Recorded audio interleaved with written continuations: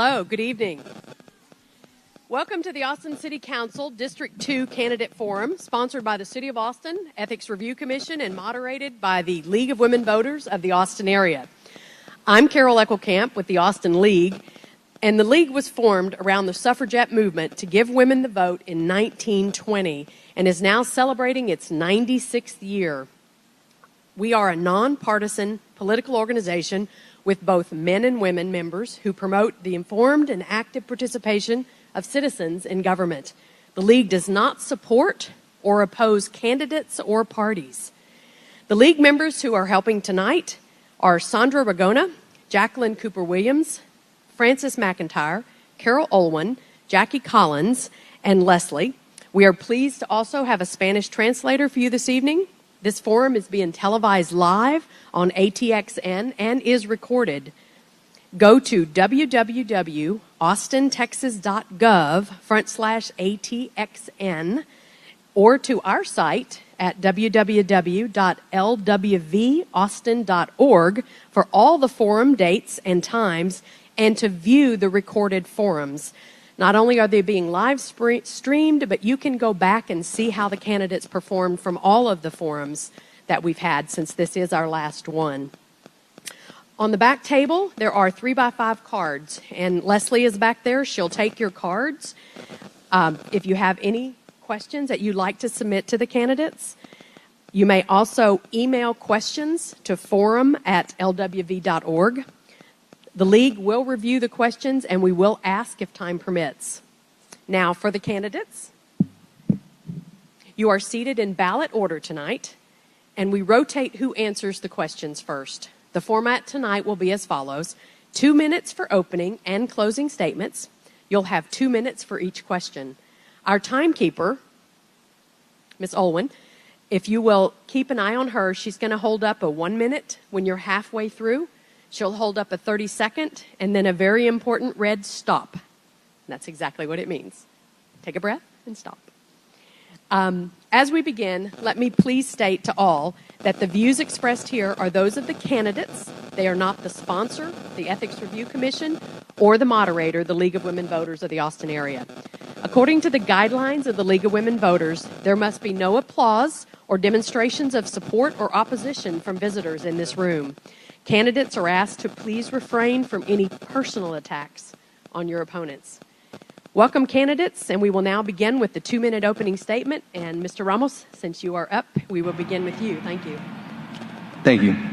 My name is Casey Ramos. I am born and raised in the District 2, primarily in the Williamson Creek neighborhood that borders the Dove Springs neighborhood and the Franklin Park neighborhood. My grandma and my grandparents moved here in the 1950s into Metropolis, moved to Dove Springs in the late 70s. So my family's been here. We understand the intricacies and what it takes to survive in a neighborhood like this and to continue to thrive. I am experienced. I am strong. I am getting my education at St. Edward's University in economics. I am emphasizing on public policy. Capstone project was written on Code Next. And I'm experienced with state testing and tutoring and mentoring children through Smith Elementary and at Mendez Middle School. Anything else you would like to ask me at the end, I appreciate your support, and we will have signs and other, flyers and stuff to hand out. Thank you. Mr. Falkner. Hello, I'm Wesley Falkner. I'm running for City Council District 2. I've been in the tech industry for over 20 years. It's an industry that's known for learning, iterating, and innovating. I've been steeped in this industry for a very long time, and I don't like the way that our city is going. We polish our image, but at the same time pass ordinances as our infrastructure crumbles. We say that we are for affordability, but yet we raise taxes and raise fees on our citizens. I like to stop this. I don't like where we're going, and so I'm running to change this.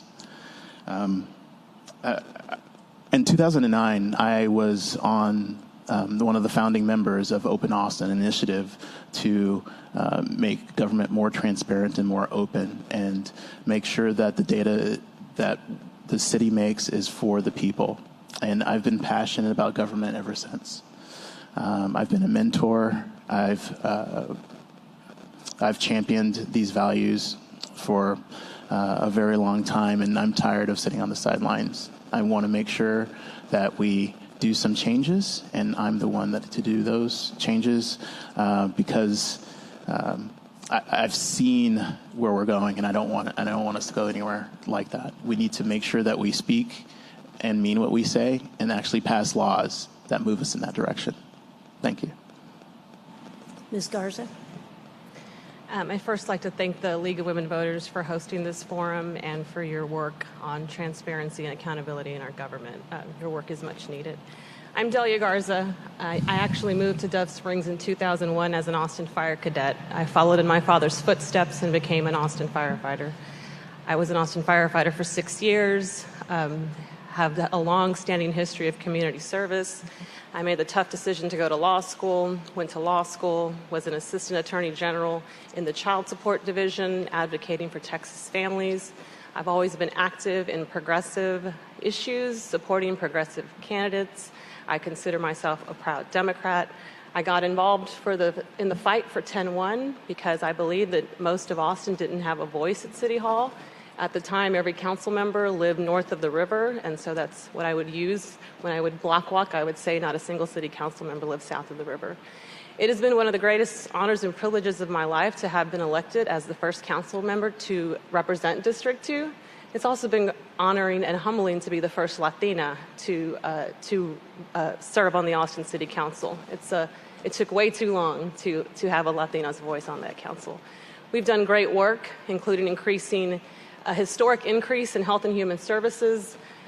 We've added more affordable housing to developments. We've pushed for more affordable housing. We've lowered energy rates, and we've only just begun. We have a lot of more work to do. I've been in office for about 20 months, so I know that we've started some great things. In addition to, we've built on other great things that previous councils have started. So I look forward to the questions, and I look forward to having the opportunity to continue to serve this district. Onion and Williamson Creeks have experienced devastating floods, which have caused loss of life and homes in District 2. Citizens have lost their homes through flooding and buyouts, disrupting and displacing families. What can or should the city be doing to address the flooding issues and buyouts? Is the city doing enough to mitigate the flooding in the area around the circuit of America's Racetrack? Mr. Falkner? So I was affected by the flooding, all of the flooding. So I know personally the hardships in the area. The answer is no, we're not doing enough for the buyouts. I've spoken to several residents who say that they did get buyouts, but it was way below what they need to even stay in Austin. So a majority of the people who lost their homes are also losing their city because they are forced to leave because Austin is no longer affordable for the price that we're paying for these homes. Our drainage systems are taxed by the floods and by the water usage. Also, there is debris building up in our drainage every single time we have a flood that has not been cleared out. And so each rain event, it gets worse and worse and worse. We need to set aside money, dedicate time and focus to making sure that we do everything we can to prevent this from happening. And then we need to make right for the people who are affected by the city's negligence. Ms. Garza? Sure. Before I was very lucky. I was one of the few races last time that didn't have a runoff. And before I was even sworn in, I was given some space in City Hall, and it was the very first meetings I took and asked for were to understand where we were in the buyout policy and what could be done to make that process go faster. And so we have been able to get families out of harm's way. Unfortunately, it is a quite long process. The buyouts take some time. Additionally, less than 2 years later, there was another flood. My office set up an office here at the rec center. We were here every day, able to answer Austinites' questions. And of course, we can always do more. We can always do more, but some of the controversies, there was controversy surrounding the buyouts and whether the city should be doing that. And in fact, the previous council thought it should go to a vote. They said the entire city should be able to vote. And thankfully, some of our previous council members said, no, we need to get these families out of harm's way. We need to use certificates of obligation. So we did, and certificates of obligation do raise people's utility bills just a little bit. But when you have families who are in a dangerous situation, where many of them didn't even know they were living in floodplains, many of them bought their homes before it was a floodplain, I think it's important that we do come together as a city, and everybody did see an increase in their utility bill because it was important to get those families out of harm's way. With regards to the question on F1 and is the city doing everything to mitigate, I think there could be more done. There needs to be more done. Infrastructure is an extremely expensive part of our budget, and so there needs to be a better focus on where we place our money during bonds, how we decide to do bonds. I have concerns about the current bond that will be on the November ballot, and so we need to make sure we're focusing those bonds truly on the community's needs, and I think flood mitigation is one of those. Thank you. Mr. Ramos? I believe that the city is not, like Mr. Wesley Falkner said, not doing their job in terms of getting the people the right amount of money for their buyouts. I believe that it was the city's fault in the first place that there was development in a floodplain where there should not have been development in the first place. So I feel like a fair compensation would be to give the people enough money to move back into the neighborhood where they would like to move. And some of them have, but many of them have been displaced out to Buda and Kyle. And I believe a lot of this flood has been happening because of unbridled development that's happening down the road, not only here in Dove Springs, but also down in Buda, Creedmoor, things like that. But to my knowledge, to fix that problem, I believe that there is an engineering group that has the solution and has visited with the city council to sort of give a solution to put programs into place. That way they can build some sort of flood mitigation system that would not affect our neighborhood as much, but the city council has not, for some reason, pursued that avenue, whether it's through funding or whether it's other things. But I believe that's the direction that we should go. If there's an engineering firm that has the solution, why not go for it instead of having people being flooded out and displaced even more? Thank you. The next question will begin with Ms. Garza. In a recent city survey conducted by the City of Austin, one area rated below national standards, and our citizens thought this area needed to be addressed: the quality of youth programs and after-school activities. Could the Del Valley and the Austin Independent School District help solve this problem? And how would you address this issue if elected? You know, we face an interesting issue here with recapture. Much of our property taxes, we're considered property rich. So much of our property taxes through the school district go back to the state.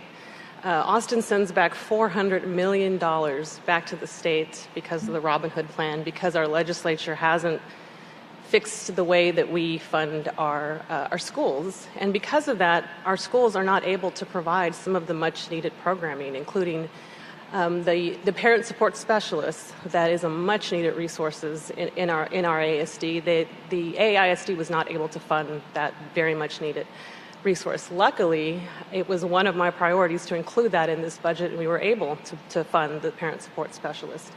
So because our state is not doing what it should do, our state likes to say we lower taxes, we lower fees, and it's led to a situation where it cannot provide the services like basic education needs. So that's required the city to have to step in and fill some of those gaps. And so the city is increasing its investment in social service and increasing its investment in our schools, in addition to an investment in programming here at the Dove Springs Rec Center. In the last budget, I was able to add a staffing position to the Dove Springs Rec Center to expand the youth services and the programming here in Austin, because it's important that all our families, including and especially our working families, have access to child programs and services. I know I was able to be able to participate in those kinds of things, and I think it's an important investment. It's a huge investment. It's an investment when we invest in our kids, and I really do believe it is the city's job when the state's not doing its job, and I hope that we can continue to fund some of these necessary programs and do better. Thank you, Mr. Ramos. Could you repeat the question again, please? Sure. In a recent citizen survey conducted by the City of Austin, one area rated below national standards, and our citizens thought this area needed to be addressed: the quality of youth programs and after-school activities. Could the Del Valley and the Austin Independent School District help solve this problem? How would you address this issue if elected? The Austin ISD and Del Valley ISD are currently working on solving this problem. ACE was cut from the funding from Del Valley ISD, and they did everything they could to find funding. So what they did was they took money that was donated by the CODA development, the Circuit of the Americas. I believe it was around $20 million. So that is now funding the LEAD program at Del Valley ISD, and they are doing a great job at Smith Elementary, Beatty, Popham, and all around the district. So I believe they are working on this currently. Austin ISD also has recently renewed the ACE program, which I'm a former member of, a former after-school program teacher at that program. So I believe that even though the surveys may say something, I believe that it's in the works and it takes time for these things to develop.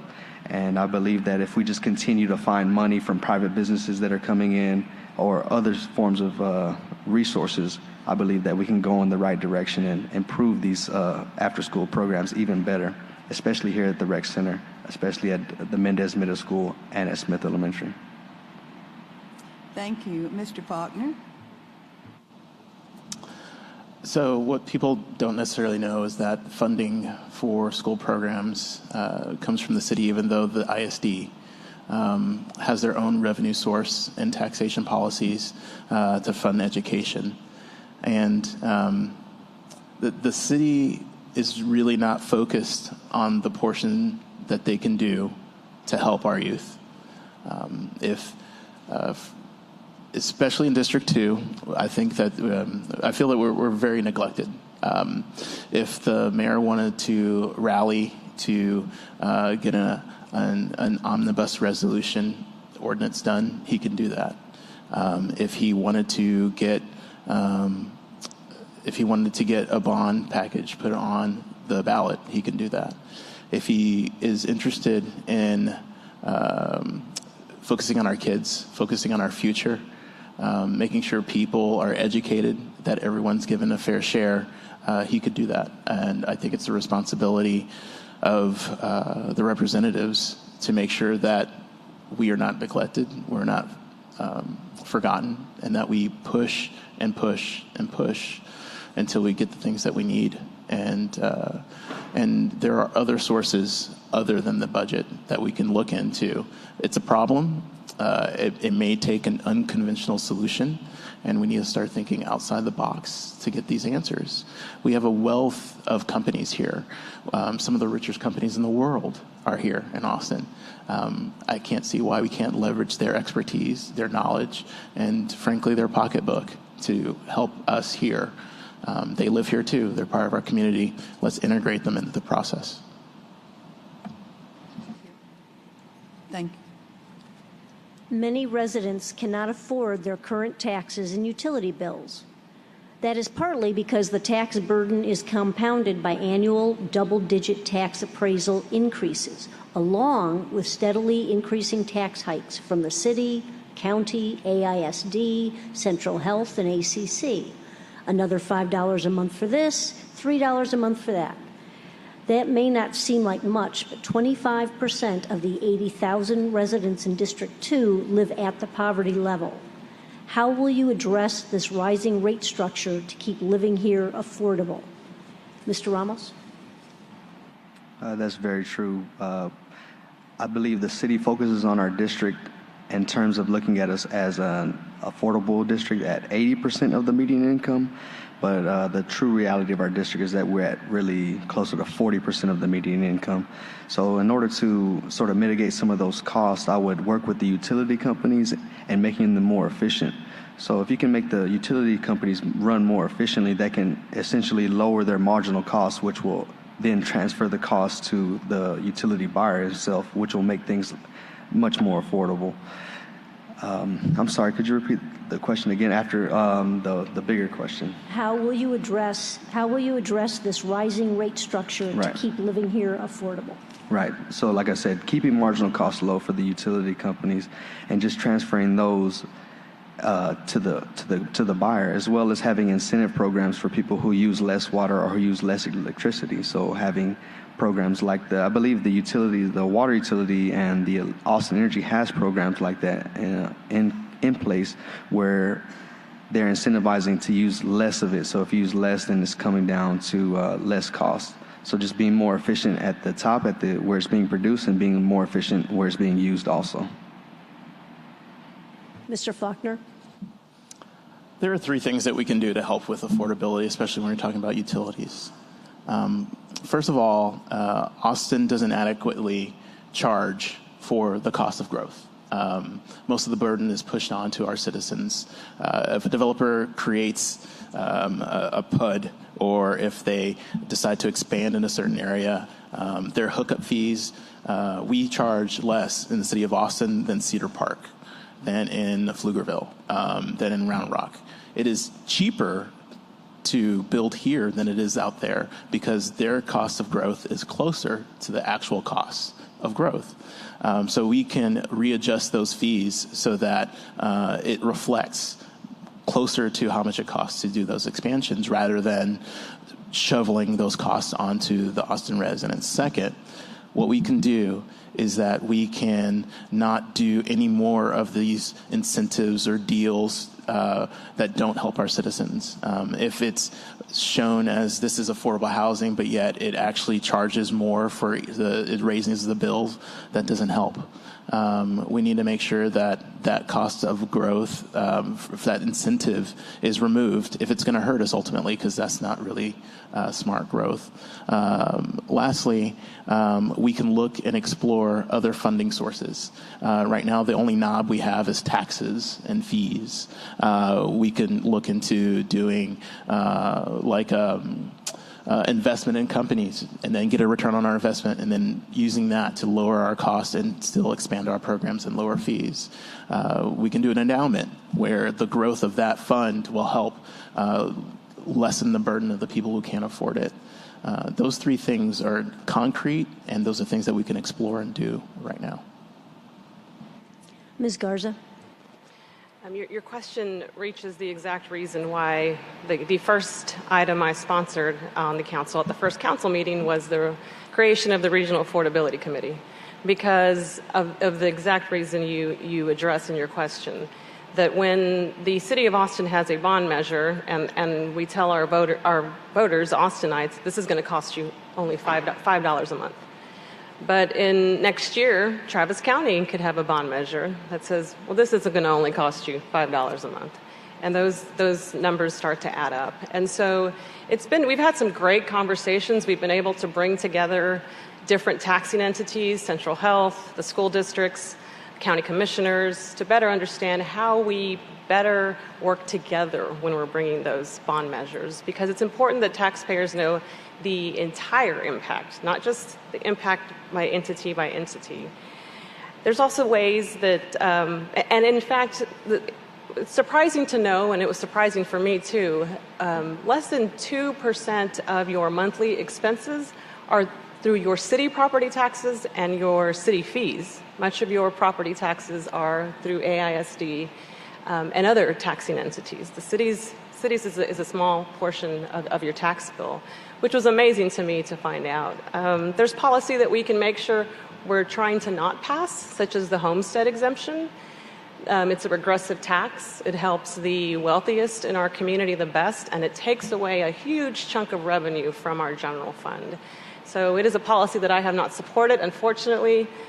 we haven't been able to get the 6 votes on council to not increase that homestead exemption. So much of our housing costs, unfortunately, are market-driven, but that's where we need to make sure that we are streamlining our development process so we can get more supply, and that will help hopefully equalize those housing costs and not drive our working families out of Austin.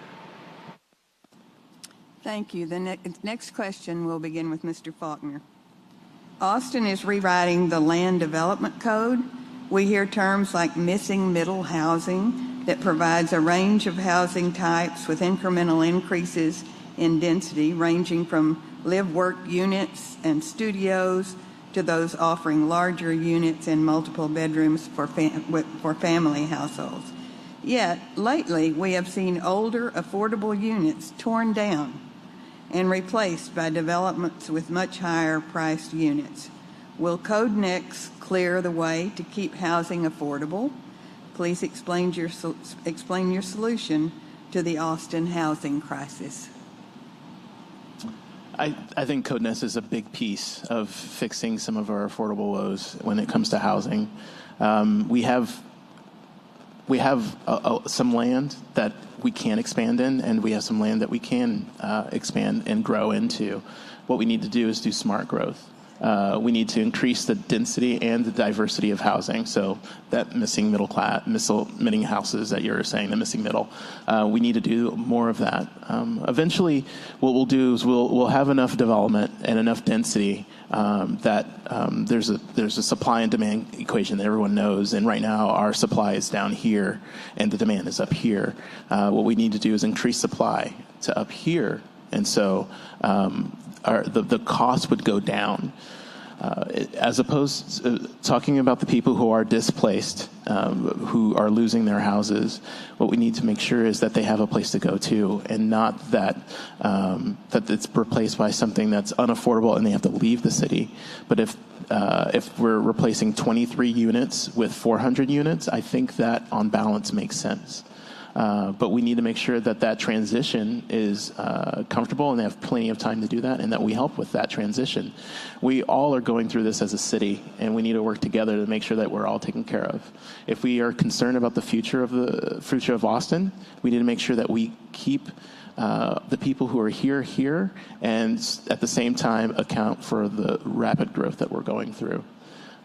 Code Next is a great plan, and I hope to see it January 17th when it's due. Thank you. Ms. Garza? Code Next is definitely part of what we hope to be a better solution to missing middle. There does have to be a diversity of housing types. There needs to be not only big multifamily, but there needs to be fourplexes, there needs to be more duplexes, and density where it is appropriate. With regards to the lower I believe they're called Class 3 apartment complexes that are being torn down and replaced by $1 million condos. We had a tough zoning case last night of a similar issue of displacement. It's a mobile home where working families were able to live there for about $500 a month, and now that's going to be sold, and those families are being displaced, unfortunately. And so we pushed the developer to include some kind of benefits for those residents. You know, Rainey Street used to be a predominantly Latino community, and it is no longer that. It's a strip of bars, unfortunately, now. So our brown and black communities are being pushed further east, and that is something that the city needs to work on. I have had meetings and asked questions about using our housing bonds to buy some of those older properties and refurbish them and allow our affordable housing bonds to use those. We have available affordable housing bonds. I'll go back to how we look at bonds and how we create our bond package, and I believe that we need to continue to create those bond packages that not only include, usually it's 80% of the median family income or lower, but we also need to think of that missing middle. There's families, my family's one of them. We are 100%, 120 of the median family income, but the median home price here in Austin is about $280,000. And you have to have almost perfect credit and no debt to be a family of four that makes around $90,000. And so The city can do more. We're looking at those options. I sponsored a resolution where we were given some direction, and we're continuing to work on that policy to see how we address this issue that is mainly market-driven, but the city can invest, can use some tools like the Community Land Trust to help families. It's been done in Miller, and it can be done in other areas as well. Thank you, Mr. Ramos. So Code Next in its current form does not have the solution. Density is appropriate in the downtown area, but as far as the outskirts of Austin, that's not going to help. So what the people who are writing Code Next don't understand economics. So there's supply and demand, like Mr. Wesley Falkner said, but as we all know, Austin has unlimited demand, right? So if there's an unlimited demand, the more we build, the more prices are just going to rise. So this will cause gentrification. The definition of gentrification is the influx of more affluent people and small and businesses, which will drive out the incumbent residents and other small businesses. So what we should do is control the land codes themselves as they're being rewritten, not only at the city level, but at the neighborhood Southeast contact team, at the other neighborhood housing and planning commissions. So that way we can control the land codes and ensure that they're matching up to the demographics. Right now, the land codes are being based on affordable housing that is 80% of the median income, and our district is at 60 and 30 and 20% of the median income. So those don't really match up.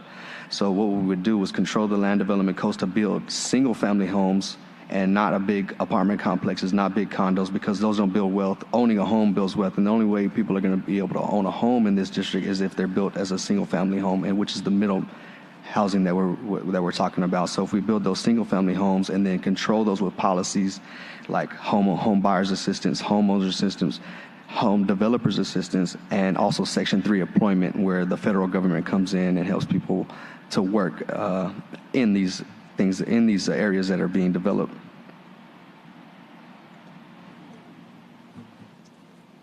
What is your opinion about the Austin Police Department and the services it provides? Please express your opinion about body cameras, community policing, and the racial sensitivities experienced in some areas of Austin. Ms. Garza? First and foremost, I think that we have a wonderful public safety community.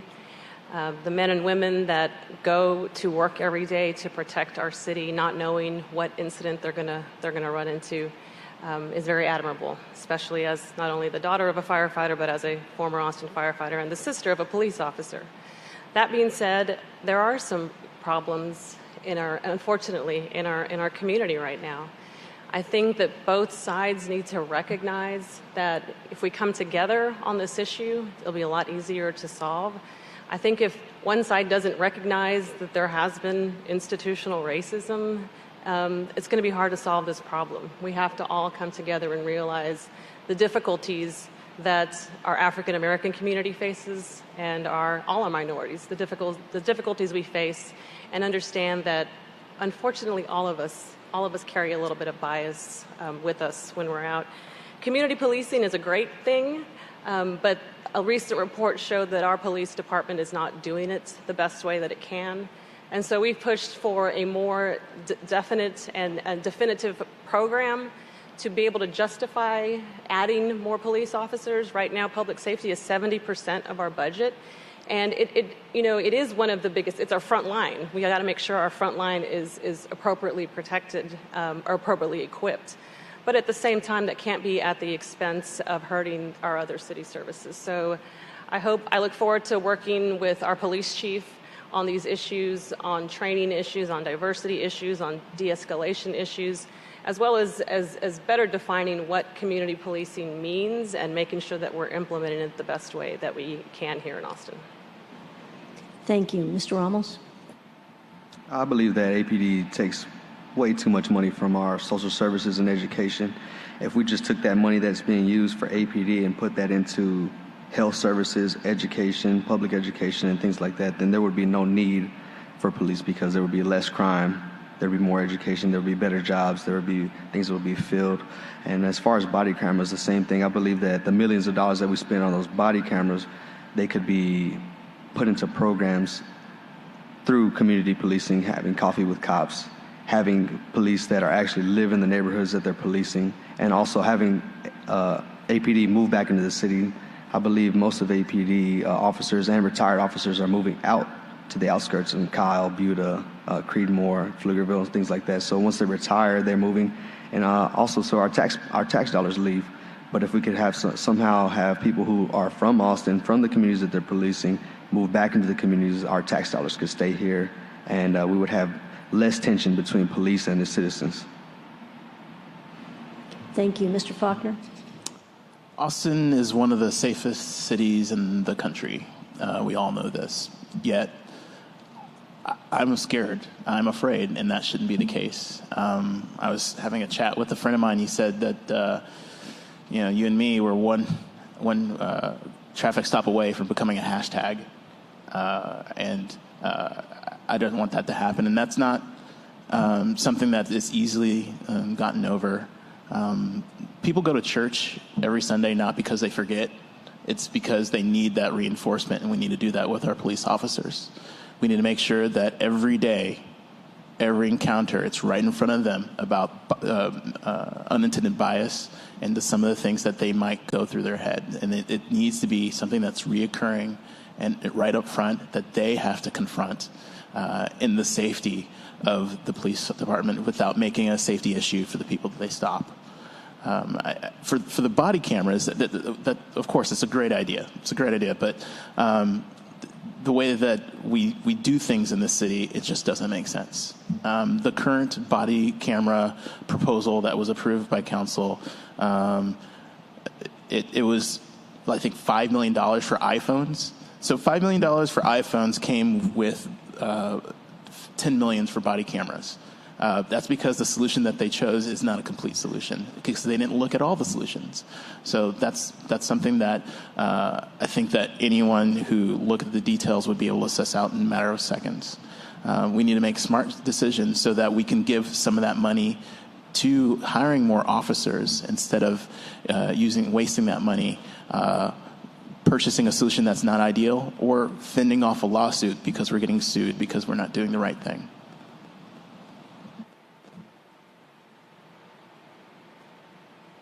The next question will start with Mr. Ramos. As a council candidate for District 2, what would you do to mitigate or reduce the effects of economic segregation and food deserts, which are a lack of sources for sustainable food in some parts of Austin? Well, as far as the food desert goes, FDA has considered District 2 a food desert. We have roughly 100,000 residents with 2 grocery stores and that are relatively inaccessible to big parts of our district. So what I would do is I would advocate with the Del Valle ISD, which they have been already for a number of years, trying to get HEB and other grocery stores out there. So if they're not willing to come out there, I would start a bidding war. Maybe get some smaller grocery stores, some farmers markets, other people to come out there to sort of show that there's a high demand for food. And that way, one of these other grocery stores would catch eye, Walmart, HEB, and would come in and also set up shop out in Del Valle or maybe somewhere else here in District 2. And what was the other part of the question?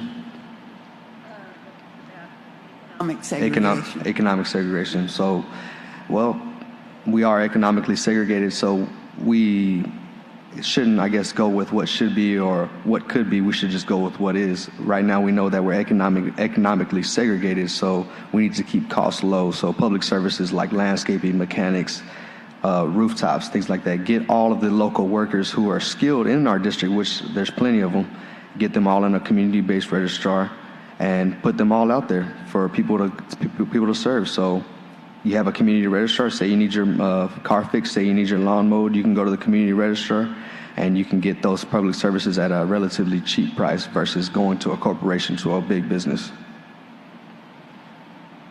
Thank you, Mr. Falkner. Well, we incentivize companies to move to Austin, but we don't incentivize them to move to certain parts of Austin.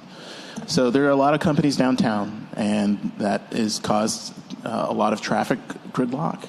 That's caused a lot of wealth to be concentrated in one part of the city.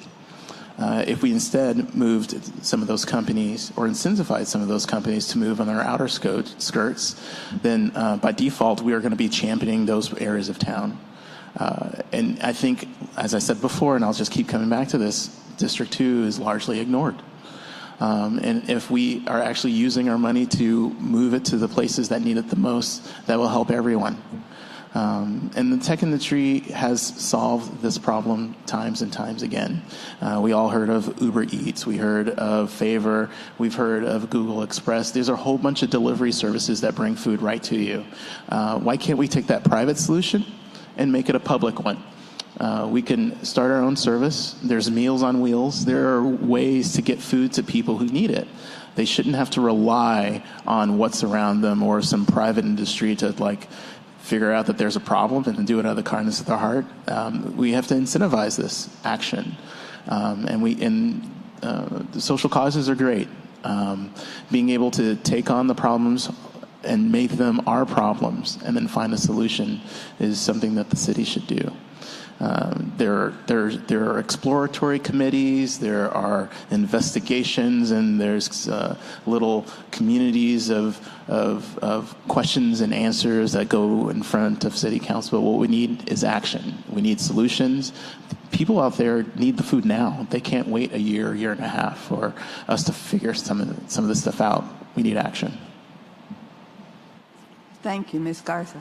Sure.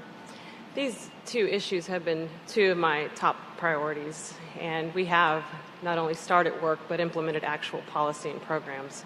One of those is the Healthy Food Initiative Corner Store. We've been able to put healthy and affordable food in retail throughout Dove Springs and also in Del Valle. In addition to, we've been able to increase our investment. I pushed hard during this budget to make sure that we were not only decreasing the current Healthy Food Initiative, but making sure we were adding some capacity to that. Because if we're going to ask our families to, yes, you can go to your local retail store and buy affordable, healthy food, we need to keep it there. We can't just take it away a year later. And so we were able to continue that funding to bring that. In addition to partnering with programs like Farm Share, they will be setting up in a matter of, if they haven't already, any day now, they'll be setting up farmers markets in the Del Valle area, and Del Valle families are very excited about this option. We were also able to add a full-time employee to the city staff that will concentrate on understanding the right formula to get a grocery store, a full-service grocery store. There are some things that have been done at the state level that we can take advantage of, but I think it's great that we'll have a full-time person to work on this issue.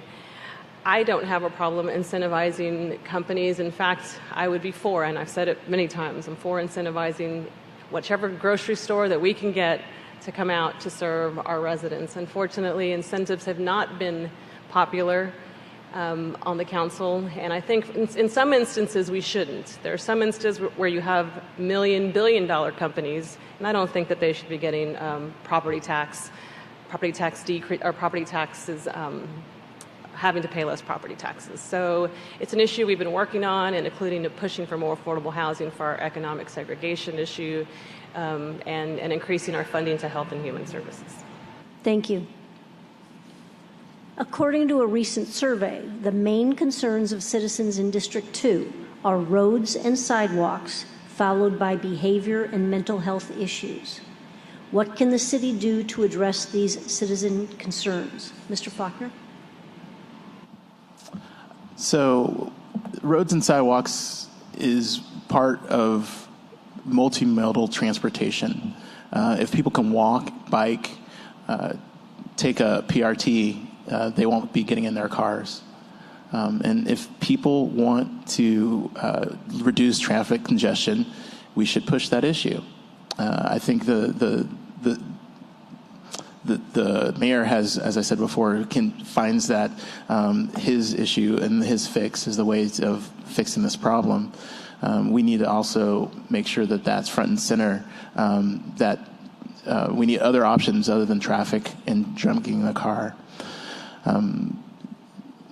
For mental health issues, that's another issue where instead of spending $5 million on iPhones, we can spend $5 million on making sure that people are taken care of, that they have the resources that they need, they have the support that we need. We are spending a pitiful amount of money on mental health. We are in the double digits of thousands of dollars when we have millions of dollars that go to other things that are not as integral to the people here. I'm not against those efforts to make our city better at businesses, better at technology, better at music and entertainment. But we also need to take care of the people here and make sure that they're not left behind.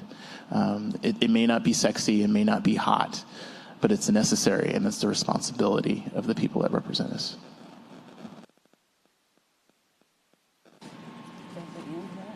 Yeah, sorry. Yes. Did everybody answer that question? No, sorry. Ms. Garza. Ms. Garza. Sure. It was a great opportunity last year that we were able to allocate about $2 million per district. And there were some council members that pushed back against that and said there was a pocket of money that we had from sales tax that goes to Cap Metro that actually was the city's money. And there was a large bucket of money, and we were trying to determine how to spend that money. And some council members said we should not allocate it equally. That leads to a ward system, and that's the ward system argument's a whole other story. But thankfully, we pushed and we said, you know what, there are so many districts like District 2 that have been neglected, and they deserve that equal amount. Let's be able to give and see the results of that. So it's amazing to be able to see the sidewalks that project has put in by Houston Elementary, by Odom Elementary. We've been able to fund some hybrid beacons. We've been able to fund, we were able to prioritize safe routes to schools on the sidewalk matrix. The city of Austin is in need of $800 million worth of sidewalks. It comes down to a budget, unfortunately. And so again, it's looking at our bond packages and making sure we are presenting a bond package that thinks of all these issues. With regards to mental health issues, I'm so glad to hear that whoever wins this race, I think we're going to be well protected on our health and human services front, because it seems like a priority of all three of us, and I think that that's great. The previous council decided that there needed to be more investment, but they hadn't funded that investment yet. And so I think one of my greatest, I'm very proud of the accomplishment of adding $6.8 million to our health and human services last time and $1.1 million this time, because the return on investment in investing in our health and human services is huge. We can fund those early childhood programs. We can fund those mental health programs. And I've said before, when we're sending $1 million fire trucks to intervene in medical issues that should have had early intervention before we're moving in the wrong direction. Thanks. Mr. Ramos. Yes. As far as sidewalks are concerned, sidewalks and roads, well, sidewalks first. Let's start basic. Let's just cut the grass. The grass is 5 feet high year round, and it seems to only be cut whenever I guess it's time to, whenever it's just something bad happens. So let's start basic. Let's just cut the grass. Let's keep it cut year round. Let's not wait 6 months. Let's not wait a year until it's cut. For roads, let's get some of that bond money. I believe we have close to $1 billion that's going to come up for election, but let's advocate for some of that money to come to this district. We're one of the most neglected districts in terms of having bonds and money come towards our roads. We have some of the biggest corridors. We have the Stastny corridor, which goes from South Austin all the way to downtown. That turns into Metropolis. We have William Cannon. We have Stastny. We have 71. These are all roads that are being worked on that need work. And if we can't work on them if we don't have any money, if there's no money coming towards those. So I would advocate for some of that $720 million that's going to come up to vote to come to this district. As far as mental health, I would stop closing our health clinics. Del Valle is one and only health clinic. Community care was recently closed. Why are we doing that? Let's open up some health clinics in Del Valle, keep them open, as well as in District 2 here in Dove Springs and Franklin Park. We need more. Again, we have 100,000 residents, but we have about 2 community health cares. Thank you. I'm afraid we're down to where we don't have any more time for questions. But we will start with the closing statements with Ms. Garza. Thank you again to the League of Women Voters for organizing this. As I said before, when I pushed for 10-1, it was about adding voices to our city council, adding voices, and not just to our city council, to our boards and commissions. So as the first Latina on the council, one of my goals was to make sure we had more women appointees to our boards and commissions. Council members had the ability to appoint members to boards and commissions. And of those, I've been able to appoint 14 Latinos. And I think that speaks to my commitment to bringing voices to the table that have not had a voice before. One of my Latino appointees is here today. It has been such a privilege and honor to serve this community. It has been a neglected community, but I firmly believe I have elevated the voice of this community. I've been in office for 20 months. I worked really hard. I pushed on some great progressive policy. We've seen the results of much of that. This last council meeting, we approved millions of dollars in health and human services. And it's so great to see that work that we're helping our families and our working class families. And so I truly believe that District 2 then and District 2 now still deserves an experienced and an attested and a passionate voice to continue advocating for them. And I certainly hope to continue to have that privilege. Thank you. Mr. Ramos.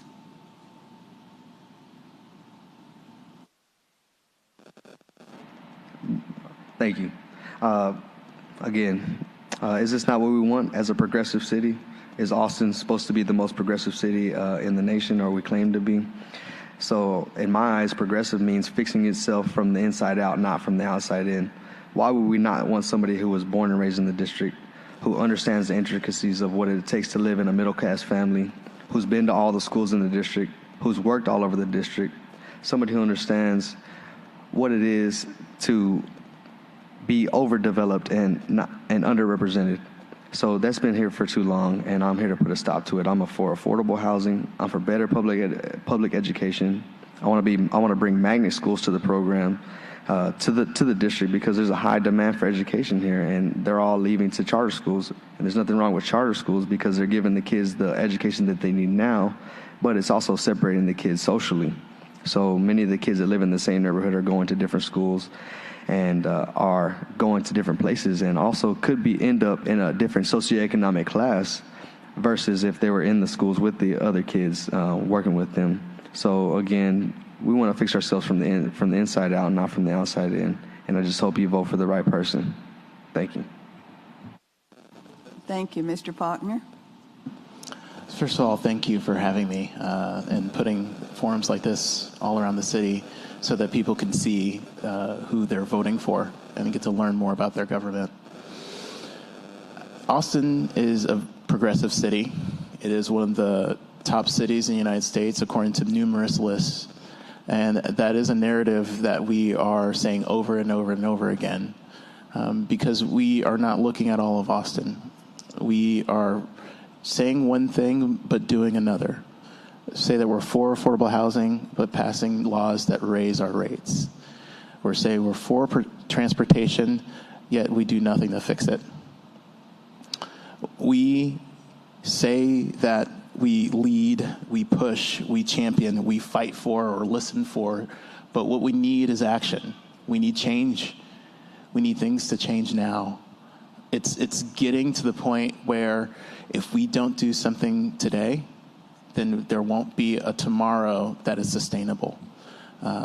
Growth would go rampantly in the wrong direction, and it will force the people who lived here forever to find somewhere else to live, while our infrastructure crumbles and it becomes you did that and you didn't do this fight.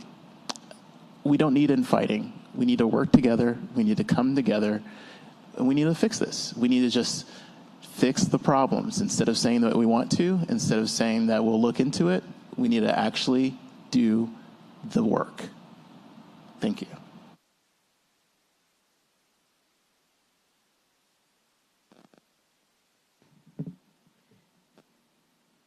Thank you very much to the candidates. Please, let's give them a great big district round of applause. We want to thank the City of Austin's Ethic Review Commission, the Spanish translator, the Dove Springs Recreation Center, and the city staff who sets this room up for us. with the help of the Recreation Center staff and the League of Women Voters of the Austin area volunteers tonight. The League hopes that this forum has helped you become informed about these individuals who wish to represent you on the Austin City Council. This is a very important election, and your participation is vital to our democracy. The League publishes a nonpartisan voter's guide in the Austin American Statesman on Sunday, October 23rd, just before early voting begins on October 24th. It will also be online at lwvaustin.org. Election Day is November the 8th, and you may vote at any polling place that has a sign that says "Vote Here." If you do not have a photo ID, you may bring other identifying things like a utility bill in your name or your voter's registration card. The League website has information regarding what is required. There are also some great pamphlets in the back if you have a question on what you need to bring to the polls. We also have the Guía Práctica para votar en las elecciones generales del 8 de noviembre. And please, it does tell you exactly what you need to bring, and it gives you some websites. Everything will be translated in both English and Spanish on the voters' guides this year. So please, the Travis County on the back too they have lots of voting sites, general voting sites. They have grocery stores that have the voting sites. And this brochure is also on the table if you didn't get one on your way in. So what we ask Travis County and the City of Austin is telling all of us to vote early. There will be lots of people in line. This is a big election. We have lots of decisions to make on the council level, on the state level, and as for our presidential. So please vote early. We want to thank you very much for coming out this evening. Enjoy the rest of your evening and watch yourselves online at atxn.org. Thank you. Bye-bye.